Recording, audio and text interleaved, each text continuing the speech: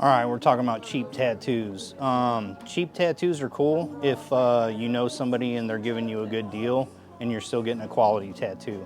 Problem with cheap tattoos is most time you're lacking on the quality of the tattoo. I've got my own experiences with cheap tattoos. When I was shopping for my first tattoo in an actual professional tattoo shop, I only had a certain amount of money. I got an outline. It wasn't great, and it's covered up now. So that's usually what you're going to be looking at when you're bargain shopping tattoos. You know, if you only have a certain budget to spend on a tattoo, what I would suggest is still going to a professional, maybe getting a smaller tattoo that you can afford in an area that you're not going to be fucking up some prime location.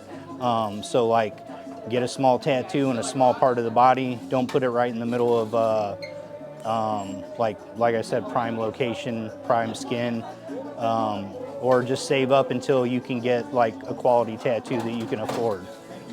Because pretty much 99.9% of the time what you're associating with cheap tattoos is quite a bit of regret to go along with it. So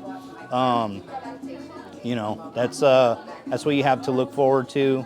Like I said, I suggest just saving up until you can afford the tattoo that you want, or if you can find an artist that's willing to work with you and do it in stages, start with the outline, still do something cool, and just don't go to the cheap guy who is only charging a certain amount because they don't know shit. So that's what I suggest about doing that.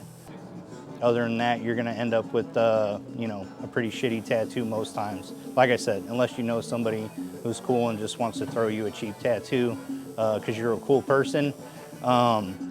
In that sense, maybe you should, try to work on being a little bit cooler, hanging out with some cooler people, and maybe they'll want to throw some cheaper tattoos on you because you're, awesome to be around.